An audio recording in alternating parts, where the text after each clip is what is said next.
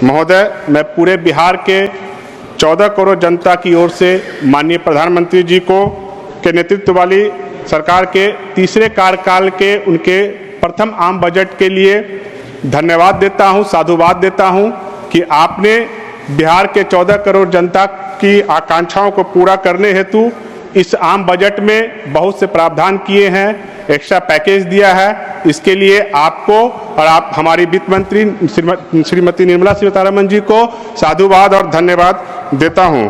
महोदय,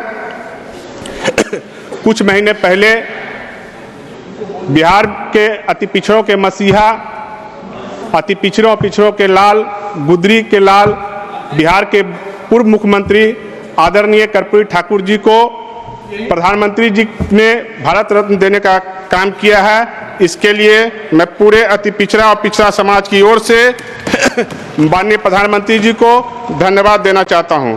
महोदय, मैं वित्त मंत्री निर्मला सीतारमण जी, उनके वित्त राज्य मंत्री, उनके अधिकारियों को भी हृदय से धन्यवाद देता हूं कि आपने 140 करोड़ भारतीयों के आकांक्षाओं को पूर्ण करने एवं मध्यम वर्ग को पूर्ण राहत देने, समाज के सभी वर्गों की रक्षा करने एवं भारत को 2047 तक विकसित राष्ट्र बनाने एवं सशक्त, समावेशी, सर्वस्पर्शी और राष्ट्र प्रथम की भावनाओं से ओतप्रोत बजट जो है इस सदन में पेश किया है।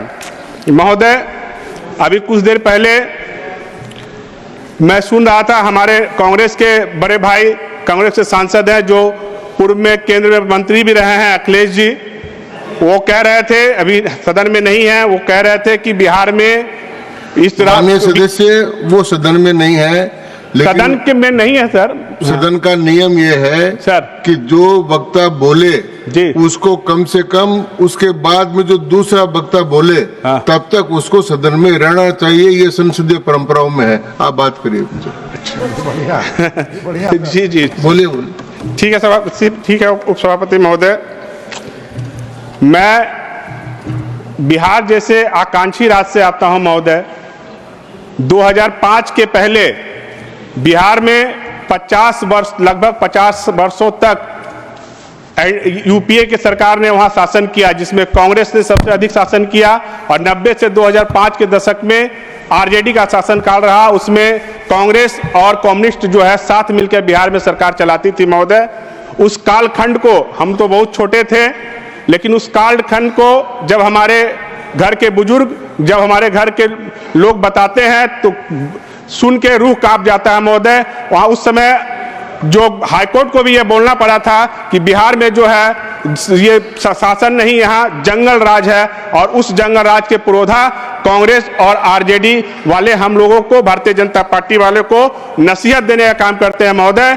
2005 के पहले पूरा बिहार का 38 जिला लगभग जो है वो ये उग्रवाद, नक्सलवाद, जातिवाद, जातीय नरसंहार और क्या कहते हैं संगठित अपराध के लिए जाना जाता था महोदय। और 2005 के बाद जब भारतीय जनता पार्टी और एनडीए की सरकार बिहार में जब से आई है, अभी तक बिहार में सुशासन का राज है। अब कोई यह नहीं बोल सकता है कि हम अपराध करके बच जाएंगे। या तो अपराधी वहां मारे गए, या तो जेल के सलाखों के पीछे हैं, या तो अपराध छोड़कर समाज के मुख्य धारा में आ गए हैं महोदय। अखिलेश जी ने कहा कि बिहार में इस बजट को कुछ नहीं दिया गया है, तो मैं उनको यह सदन के माध्यम से, चूंकि हमारे वो बड़े भाई हैं, हमारे बिहार से ही राज्यसभा के सांसद हैं, उनको या तो उनको अपने एलओपी पे विश्वास नहीं है। माननीय खड़गे जी ने जब बजट भाषण हुआ तो उसमें कहा था कि यह तो बजट लगता है सिर्फ बिहार के लिए है, या तो वो पहले आपस में फैसला कर लें माननीय अखिलेश जी कि वो खड़गे जी और अपने राष्ट्रीय अध्यक्ष जी के साथ हैं या नहीं है, वो उनके बातों से वो इत्तेफाक रखते हैं कि नहीं रखते हैं। 2005 के पहले महोदय, 2014 में जब हमारे नरेंद्र मोदी जी की सरकार बनी, उसके पहले महोदय बिहार में सिर्फ एक एयरपोर्ट था, वो जयप्रकाश नारायण हवाई अड्डा। आज 2014 के बाद बिहार में दरभंगा जैसे जो मतलब बिहार का, उत्तर बिहार का एक रीढ़ है, मिथिला की राजधानी है, वहां पे उन्होंने दरभंगा एयरपोर्ट देने का काम किया है महोदय। अगर ये विकास उनको नहीं दिखती है तो उसमें मुझे कुछ नहीं कहना है महोदय।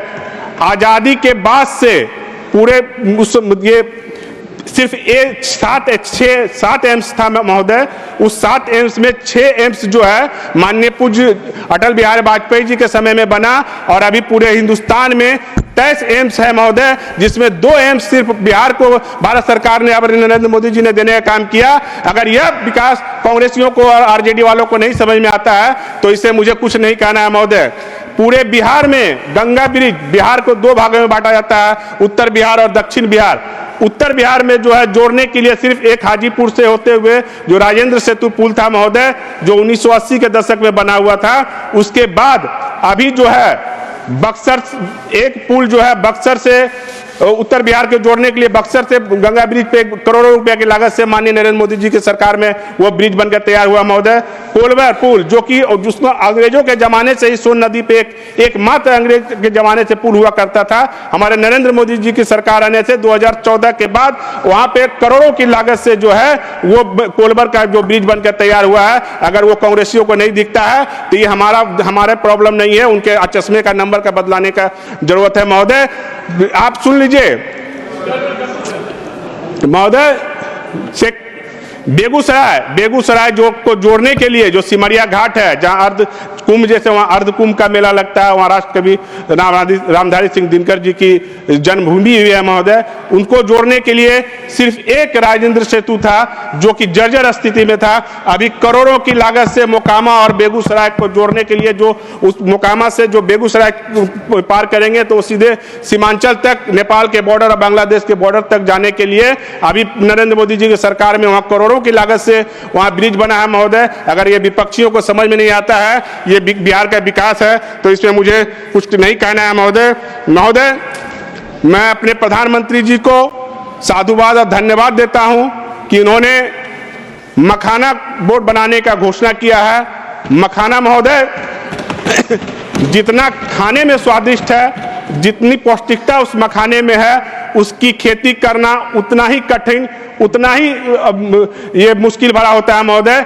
आज मखाना बोर्ड बन जाने से हमारे लाखों मिथिला के किसानों को, लाखों मजदूरों को, लाखों अति पिछड़ों, लाखों दलित समुदाय के लोगों को जो उसमें मजदूरी करते हैं, जो उसमें खेती करते हैं, उनको पूर्ण लाभ मिलेगा। उनका मखाना की लागत का जो है उचित मूल्य मिलने की वजह से उनकी मजदूरी बढ़ेगी, उनका आय बढ़ेगा। इससे हमारे जो मखाना के किसान हैं उनका विकास होगा महोदय। अगर ये उन्होंने कहा कि क्यों नहीं दिए, तो आप तो 50 साल में थे साहब, आप दे देते मखाना बोर्ड बना देते, आप लीची बोर्ड बना देते। आपको किसने रोक रखा था? आखिर दिया, जो भी दिया वो नरेंद्र मोदी जी ने दिया। आपने बिहार को क्या दिया? नक्सलवाद, उग्रवाद, जातिवाद, इसके अलावा आपने कुछ नहीं दिया महोदय। नरेंद्र मोदी जी की सरकार ने बिहटा में करोड़ों की लागत से 500 या 600, मैं एग्जैक्ट उसका मूल्य नहीं जानता हूं, लागत मूल्य, कि 600 बेड का जो ESI हॉस्पिटल दिया है महोदय बिहटा में, जो पटना, जो बिहार की राजधानी है, वहां मुश्किल से वहां से 35 किलोमीटर पे है महोदय। इसके बाद आजादी के पहले से कोसी महासेतु बनकर, आजादी के बाद से कोसी को कोई देखने वाला नहीं था। आज उस कोसी को, जो कोसी ब्रिज पे जो है कोसी महासेतु बना है, वो नरेंद्र मोदी जी के कार्यकाल में बना है महोदय। ये अगर विकास अगर विपक्षी को नहीं दिखता है उसमें मुझे कुछ नहीं कहना है महोदय। कोसी कहना, और इस बजट में माननीय वित्त मंत्री जी ने, आप बहुत कुछ कह रहे हैं। क्या सर? कहिए। गलत नहीं बोल रहा हूँ सर, उनको सही बोल रहे हैं, पर बोलते रहिए। वो बोलना है सर। बोलिए। मेरा सर समय बढ़ा दिया जैसे आग्रह है। आप तो बोलिए, पहले जितना समय उतने में तो बोलिए। महोदय, माननीय प्रधानमंत्री जी ने, माननीय वित्त मंत्री जी ने इस बजट में मखाना बोर्ड के साथ साथ IIT पटना, पूछिए उनसे, मैं पूछना चाहूंगा उनसे कि उन्होंने पटना को IIT देने का काम क्यों नहीं किया था। आज IIT पटना का विस्तारीकरण करने के लिए, वहाँ का जो छात्रावास है उसका डेवलप करने के लिए उन्होंने इस बजट में प्रावधान किया है, तो हमारे विपक्ष के साथियों को बुरा लगता है महोदय। आज भारत विश्व की 5वीं सबसे बड़ी अर्थव्यवस्था बन गई है महोदय। अगर वो देख नहीं पाते हैं तो ये उनका कसूर है महोदय। मैं छोटा सा संक्षिप्त विवरण जो है, जो हमारे नरेंद्र मोदी जी के कालखंड में हमारे बिहार के लिए जो उन्होंने पैकेज और जो विकास का कार्य जो देने का कार्य किया, मैं उसको संक्षिप्त में मैं इस 10 वर्षों में मैं अपनी सरकार की उपलब्धियों को बताना चाहूँगा महोदय। नरेंद्र मोदी जी के सरकार ने के नेतृत्व में पटना में 2 एम्स, IIT पटना, बिहटा में ESI हॉस्पिटल, कोइलवर आरा पुल, बिहटा सरमेरा हाईवे, मोकामा से बेगूसराय जोड़ने के लिए करोड़ों की लागत से पुल, सिमरिया घाट का पुल, पटना और हाजीपुर होते को जोड़ने के लिए, उत्तर बिहार को जोड़ने के 3 नए ब्रिज। मैं आग्रह सर, मैंने अपने MOS से आग्रह किया है महोदय, मुझे दिया जाए। पहली बार मैं बजट पे बोल रहा हूँ महोदय। आप समाप्त करें। हाँ 5 मिनट सर, 5 मिनट समाप्त कर। मेरे आगे का किसी भाषण में मेरा काट लीजिएगा सर। 5 मिनट मुझे बोलने दीजिए सर प्लीज। यहाँ गुणा भाग नहीं होता है, आप तो बोलिए, समाप्त करिए जल्दी। महोदय, हमारी नरेंद्र मोदी जी की सरकार ने गंगा ब्रिज पे 4 नए पुल देने का काम किया है जो उत्तर बिहार को जोड़ेगा महोदय। अगर ये सब विपक्ष को नहीं समझ में आता है तो मैं कुछ नहीं कर सकता महोदय। मैं 5 मिनट आपसे इसलिए लिया, उन्होंने कुछ कर रहे हो का बहुत अपमान किया है। एक काव्य के जरिए मैं अपने बिहार का बखान विपक्षियों को करना चाहता हूं महोदय। वो माननीय सभापति महोदय, के द्वारा ही करिए। हाँ करिए। जिस तरह से कांग्रेस और विपक्ष के पार्टियों के नेताओं ने हमारे बिहार का उपहास किया है, जिस आरजेडी और कांग्रेस के ने मिलकर 50 वर्षों तक शासन करने के बाद भी हमारे बिहार को विनाश की ओर ढकेला था, उस बिहार के बारे में स्पेशल पैकेज देके माननीय प्रधानमंत्री जी ने अगर उसको बढ़ाने का काम करने का प्रयास किया तो उन्होंने कहा ये बिहार का बजट है, बिहार का उपहास किया और आरजेडी वालों ने उसको सपोर्ट किया। मैं बताना चाहता हूं कि मैं क्या हूं और मैं बिहार क्या है। हाँ, मैं बिहार हूं। मैं जनक जननी सीता मैया की जन्मस्थली पूर्वाधाम हूँ, सीतामढ़ी हूँ। हाँ, मैं बिहार हूँ। हाँ, मैं बिहार हूँ। मर्यादा पुरुषोत्तम भगवान श्री राम का ससुराल हूँ। हाँ, मैं बिहार हूँ। गुरु विश्वामित्र जी की धरती और भगवान प्रभु श्री राम और लक्ष्मण जी का पहला पाठशाला बक्सर हूँ। हाँ, मैं बिहार हूँ। रुकिए महोदय, अभी टोकिएगा नहीं। भगवान गौतम बुद्ध की ज्ञानस्थली हूँ। मैं बिहार हूँ। दुनिया को अहिंसा और मानवता का पाठ पढ़ाने वाले भगवान। एक मिनट प्लीज समाप्त करें। 1 मिनट से मेरा 15 मिनट नहीं हुआ सर। 15 मिनट नहीं हुआ सर। बोलने दीजिए सर, मेरा इमोशन बोला। बोलिए ना। माननीय सदस्य समाप्त करें। मैं 1-2 मिनट में समाप्त कर दूंगा।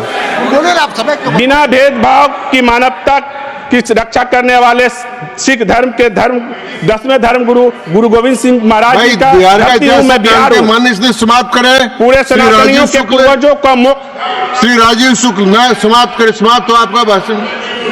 धन्यवाद सभापति जी।